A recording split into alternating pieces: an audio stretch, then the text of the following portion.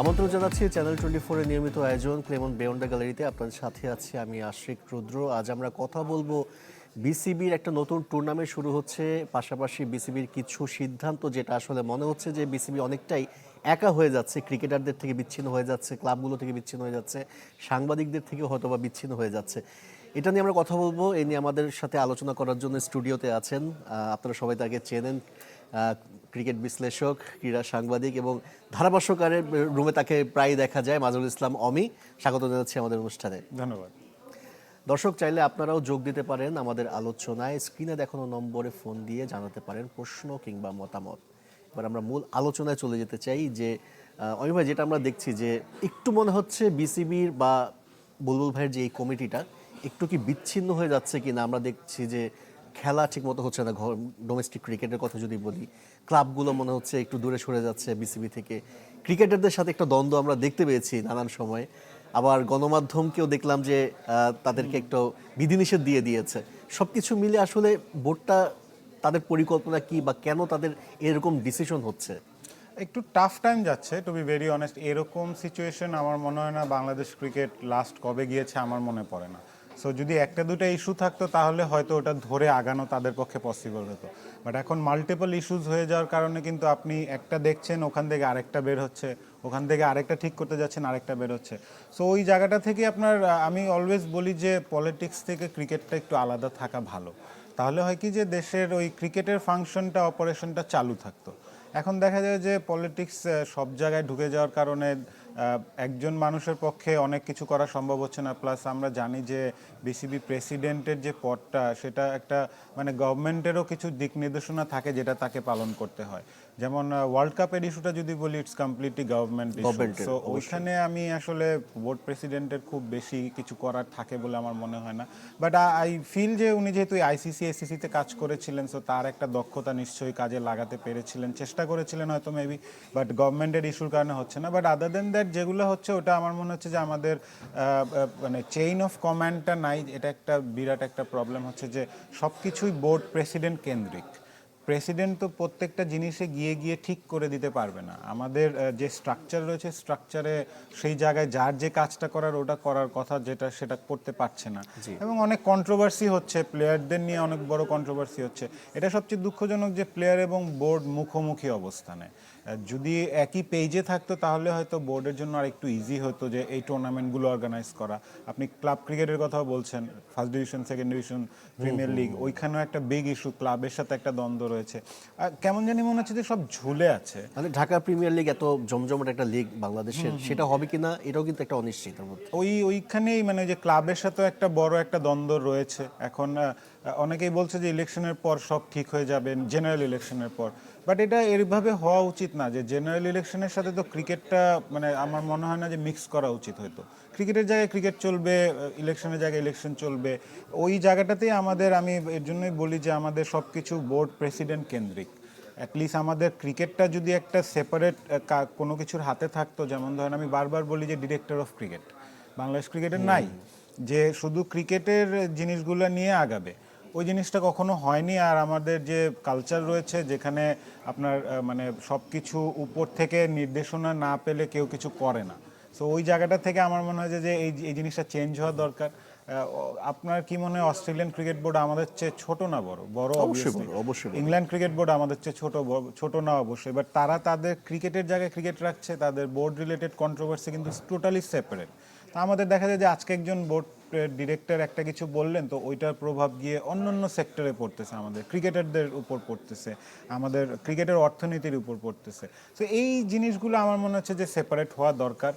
এটা মানে একদিনে হবে না। আমার মনে হয় যে বোর্ড প্রেসিডেন্টের একার পক্ষে সম্ভব না এটা কাজ করা, আনটিল এন্ড আনলেস সব স্টেক হোল্ডাররা একসাথে না হয়ে বসে ক্রিকেটের উন্নয়নের জন্য যদি না ভাবে।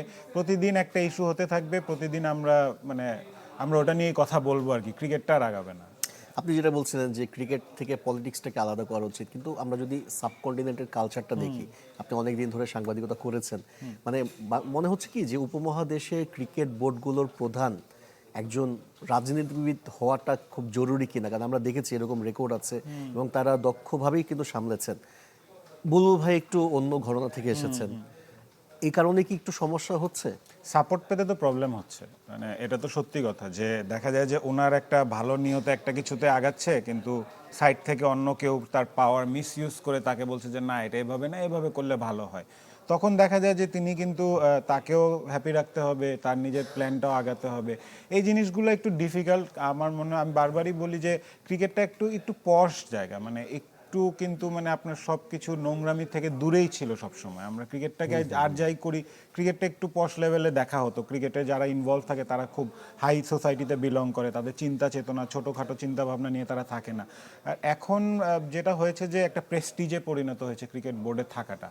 সো অনেকেই প্রেস্টিজের জন্য ক্রিকেট বোর্ডে থাকতে চায়, তার নিজের সর্বোচ্চ ক্ষমতা ব্যবহার করে হলেও যদি বোর্ড ডিরেক্টর হতে পারি এটা তার জন্য একটা বড় একটা অ্যাচিভমেন্ট হয়ে যায়। বাট তিনি বোর্ড ডিরেক্টর হয়ে কি করবেন, মিডিয়ার সামনে আসা, ক্যামেরার সামনে বড় বড় কথা বলা ছাড়া আই রিয়েলি ডোন্ট নো। কারণ তাকে ক্রিকেট নিয়ে কথা বললে দেখা যাবে যে ক্রিকেটের বুঝবে না, বাট তার হয়তো ব্যাকগ্রাউন্ড আছে, তার হয়তো ক্ষমতা আছে, এই কারণেই ক্রিকেটে আসছেন, ডিরেক্টর হচ্ছেন, এবং এটা বিভিন্ন জায়গায় সেটাকে দেখাচ্ছেন আমি ক্রিকেট বোর্ডের ডিরেক্টর। বাট তাকে যদি জিজ্ঞেস করা হবে যে আপনার কাজটা কি, আপনি কি কাজ করছেন, বা আপনার কি গ্রহণ করেছেন পরিকল্পনা সামনে, তিনি হয়তো বলতে পারবেন না। তিনি জেনারেল কথা বলবেন, বাংলাদেশ ক্রিকেট ভালো হচ্ছে না, ক্রিকেটাররা বন দিয়ে খেলে না, এইসব বললে টলে সরে যাবেন। আমি একটু ইন্টারাপ্ট করি, মানে আমরা যদি একটু পার্শ্ববর্তী দেশে দেখি, ভারতেই যদি দেখি, সেখানেও কিন্তু তাদের প্রশাসনে যারা আছে বিসিসিআই এর, মানে খুব যে তারা ক্রিকেট ব্যাকগ্রাউন্ডে তা কিন্তু না। মানে রাজীব শুক্লার কথা যদি বলি কিংবা দেবজিৎ সাইকির কথা যদি বলি, কিন্তু তাদের একটা টেকনিক্যাল কমিটি আছে। রাইট। মানে তাদের হচ্ছে অ্যাডমিনিস্ট্রেটিভটা সামলাচ্ছে হচ্ছে ওই দেবজিৎ সাইকি আর রাজীব শুক্লা। ক্রিকেটটা কিভাবে যাবে, কিভাবে আগাবে, ডোমেস্টিক ইন্টারন্যাশনাল, এটা তারা টেকনিক্যাল কমিটিটা এটা ডিসাইড করে। মানে বাংলাদেশে এই কালচারটা নাই। রাইট। মানে একটা টেকনিক্যাল কমিটি যেখানে ক্রিকেটাররা থাকবে, সাবেক ক্রিকেটাররা থাকবে, এটা কি খুব জরুরি কিনা? হ্যাঁ, আমি ওইটাই বলছিলাম তখন যে ক্রিকেটটাকে যদি আপনি অ্যাডমিনিস্ট্রেশন থেকে আলাদা করতে চান, আপনি যেটা বলছিলেন একদম রাইট। ভিভিএস লক্ষ্মণ, রাহুল দ্রাবিড়, এরা ক্রিকেটটা দেখে, কিন্তু ওদের মানে মাঠের ক্রিকেটটা তাদেরকে ইনফ্লুয়েন্স করে একজন এসে তাদেরকে ডিকটেট করার মতো তাদের পার্সোনালিটিও নাই। রাহুল দ্রাবিড়কে গিয়ে আপনি যত বড় অ্যাডমিনিস্ট্রেটর হন, তাকে গিয়ে ক্রিকেট কেমনে শিখাইতে হবে এটা রাহুল দ্রাবিড়কে আপনি বলতে পারবেন না। কিন্তু আমাদের দেশে হয়ে গিয়েছে যে ফর্মার ক্রিকেটার যারা রয়েছে বা ফর্মার ক্যাপ্টেন যারা রয়েছে, আনফর্চুনেটলি তাদের ওই ক্যারেক্টারটা গ্রো হয় নাই, যে তাদের একটা কথাকে কেউ ফেলতে পারবে না বলে তারা ওইভাবে নিজেদেরকে গড়ে তুলেছে। সবাই নিজের সুযোগ সুবিধাটা ঠিকই আদায় করে নেওয়ার জন্য যখন যেভাবে যার দিকে থাকা দরকার সেভাবেই থেকেছে। এখন দেখা যাচ্ছে যে ক্রিকেটের এমন একটা অবস্থায়ও খুব বেশি ফর্মার ক্রিকেটারদের কথা বলতে শুনি না, যে অ্যাটলিস্ট বোর্ডকে একটু বুদ্ধি দেয়া যে দেখেন এটা না করে এটা করলে ভালো হয়। সবাই নিজের সময়ের রাইট টাইমের অবস্থায় থাকে, যে যখন ভালো টাইম হবে তখন বলবো, এখন বললে হয়তো খারাপ হয়ে যেতে পারি বোর্ডের কারো কাছে। এই একটা জায়গায় আমাদের ক্রিকেটটা আটকেই আছে। এর জন্যই আমাদের ক্রিকেটে কোনো লেগাসি নাই, আমাদের কোনো হিরো নাই, আমাদের কোনো থাকে না যে মানে আমরা যার দিকে তাকিয়ে রোল মডেল বলি। আমার সবচেয়ে স্যাডেস্ট পার্ট হচ্ছে বাংলাদেশ এতদিন ধরে ক্রিকেট খেলে একটা স্ট্যান্ড কোনো প্লেয়ারের নামে নাই। নাই, মানে আমাদের কালচারটা কোথায়? মানে আমরা একজন ক্রিকেটারকে দেখে বড় হই, ক্রিকেটারকে দেখে স্বপ্ন দেখে অনেকে ক্রিকেটার হওয়ার। একটা স্টেডিয়ামে কোনো ক্রিকেটারের নামে একটা স্ট্যান্ড নাই, তাকে ওই সম্মানটা দেওয়া হয়নি, কারণ ওকে দিলে তো ও মাইন্ড করে ফেলবে। আমাদের তো এই ভয়ে আমরা দেখা যায় যে এই এরে দেওয়া যাবে না, এরে দিলে তো আবার ওরে দিতে হবে, ওরে দিলে ওরে দিতে হবে। কিন্তু ওই যে সম্মানটা দেওয়ার যে থিঙ্কিং লেভেলটা, ওইটা আমাদের দেশে একটু কম, যার কারণে ক্রিকেটাররা বঞ্চিত হয় অনেক ক্ষেত্রেই। ক্রিকেটারদের কথার ভ্যালু থাকে না। ক্রিকেটারদের কাজ হচ্ছে শ্রমিকের মতো খালি যাবা, খেলবা, টাকা দিচ্ছি না, টাকা পাইতেছো তো চুপচাপ থাকো, এর বেশি কথা বললো না। মানে এখানে মানে গণমাধ্যমকে একটা মানে রেস্ট্রিকশন দিয়ে দেওয়া, যে তাদের বিধিনিষেধ স্টেডিয়ামে যাওয়ার ক্ষেত্রে আপনার কাছে মনে হয় কি যে এটা কি অতিমাত্রা সমালোচনা সহ্য করতে না পেরে এরকম একটা সিদ্ধান্ত নিয়েছে ক্রিকেট বোর্ড? আমার মনে হয় না, কারণ এখানে দেখেন মেইন স্ট্রিম মিডিয়া কিন্তু অলওয়েজ অথেন্টিক নিউজ দেয়। এখন 2-3 জন বা যারা মেইন স্ট্রিমের না, ইউটিউবার বা ব্লগার, তাদের কিছু কিছু কার্যক্রমে কিন্তু অনেক ক্ষেত্রেই মানে অনেকে বিরক্ত। আমি নিজেও বিরক্ত। সো ওইটার জন্য আপনি ঢালাওভাবে ফুল মেইন স্ট্রিম মিডিয়াকেও দায়ী করতে পারেন না, কারণ আপনি জানেন যে কোন জায়গা থেকে কি আসছে। হ্যাঁ, এখন ওইটার সোর্স বন্ধ করার জন্য হয়তো এখন মিডিয়াকে বার করা হচ্ছে যে এখন না, পরে বা খেলা চলাকালীন যেতে হবে। বাট এইভাবে আসলে লং টার্মে হয় না। লং টার্মে আপনাকে মিডিয়াকে সাথে নিয়েই কাজ করতে হবে। মিডিয়াকেও বোঝাতে হবে যে দেখেন এই জিনিসগুলো আপনাদের এডিটোরিয়াল পলিসি ভঙ্গ করে কিনা। এই জিনিসগুলোর জন্য মিডিয়াকে হ্যান্ডেল করার জন্য একটা ডিপার্টমেন্ট অবশ্যই থাকে, যে কোনো বোর্ডেই থাকে। এখন এক্ষেত্রে হয় যে আপনি যেমন মিডিয়াকে স্টপ করতে পারবেন না, অ্যাটলিস্ট আপনি আপনার বোর্ডের লোকজনকে স্টপ করতে পারেন, যে আপনি মিডিয়াতে কথা বলতে হলে আপনার ডিপার্টমেন্ট ছাড়া অন্য কোনো ডিপার্টমেন্ট নিয়ে কথা বললেন না। তাহলে হয় কি যে গোজামিল লেগে যায়, ঝামেলা হয়ে যায়, আমাদেরকে এটা জবাবদিহি করতে হয়। সো আপনি যদি ধরেন অমুক কমিটিতে আছেন, আপনি ওই কমিটি নিয়ে কথা বলেন। অবশ্য গতকাল যেটা জানতে পারলাম যে ক্রিকেট বোর্ড থেকে নাকি নির্দেশনা দেওয়া হচ্ছে সব পরিচালককে যে একেবারে গণমাধ্যমকে এড়িয়ে যেতে বা কোনো কথাই না বলতে, এমন একটা কথা আমরা শুনতে পেয়েছি।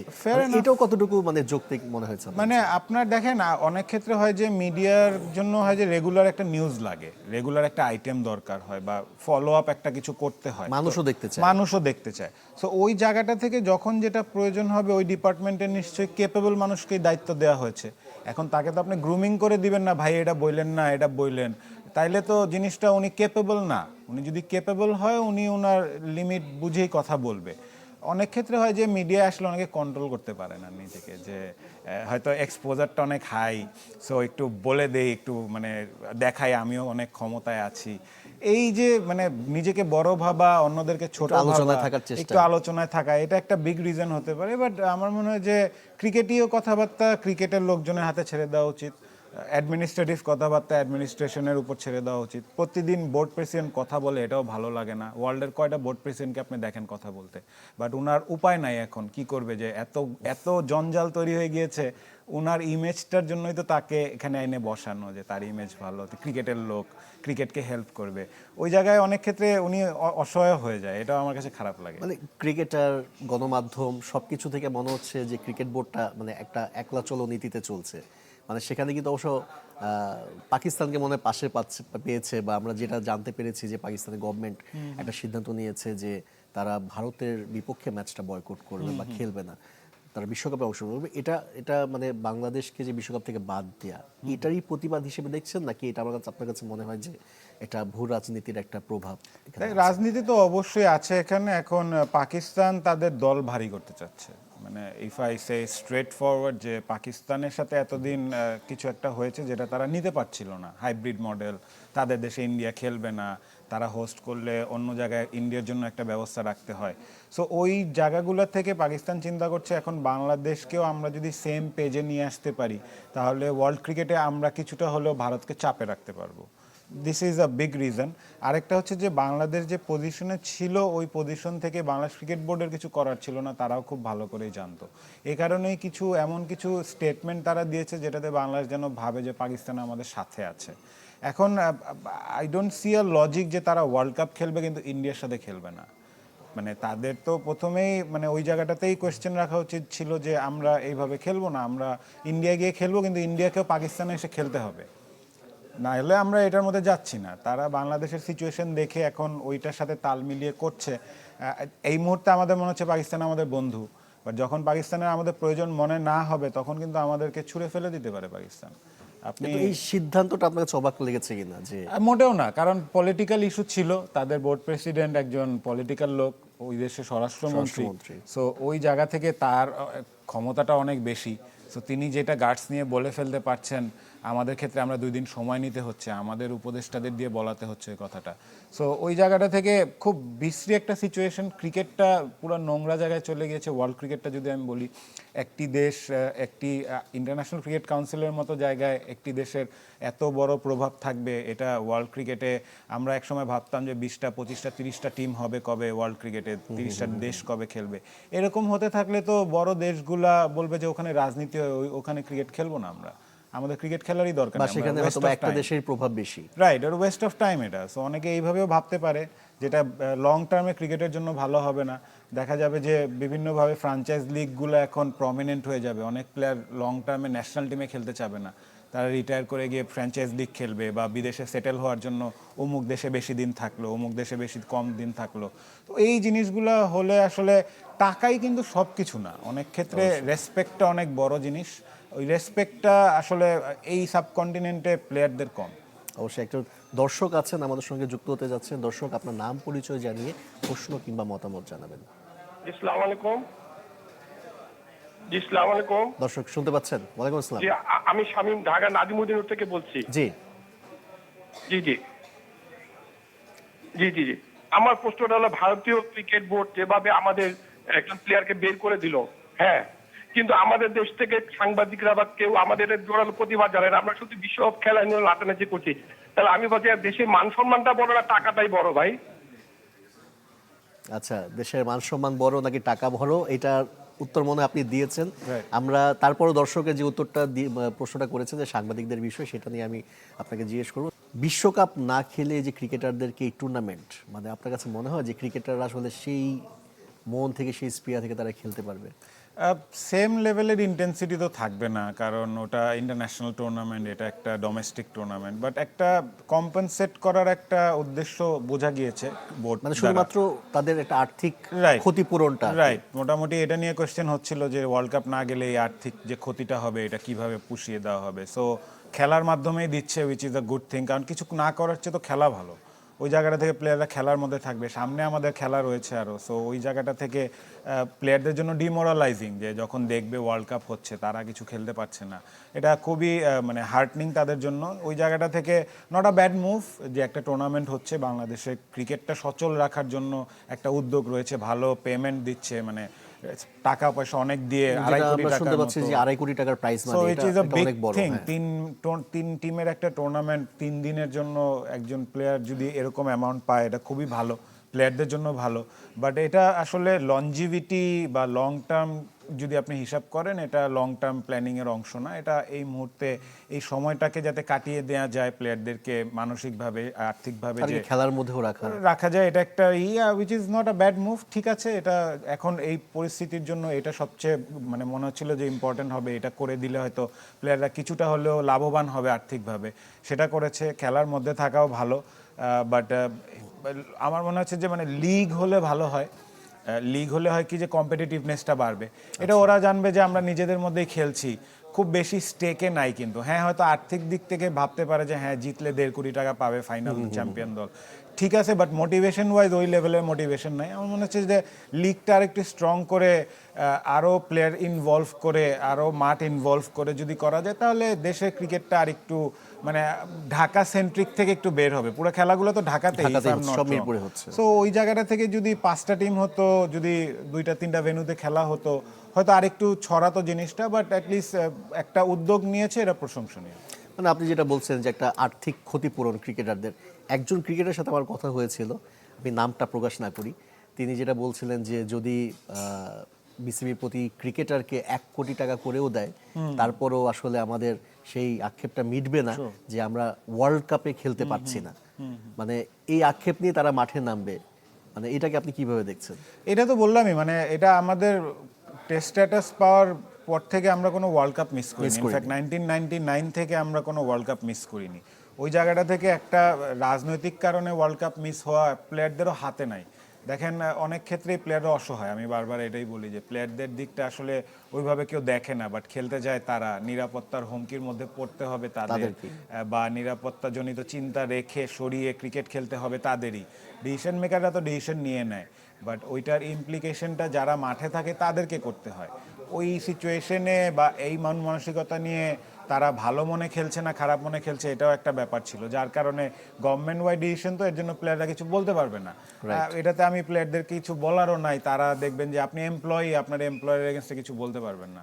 ওই জায়গাটা থেকে খুব খারাপ লাগে যে ইতিহাসে লেখা থাকবে বাংলাদেশ একটা ওয়ার্ল্ড কাপ খেলেনি, ওই ওয়ার্ল্ড কাপের এই সময়ের এই প্লেয়ারগুলা বলতে পারতো যে আমি একটা ওয়ার্ল্ড কাপ মিস করেছি, ক্রিকেটীয় কারণে না।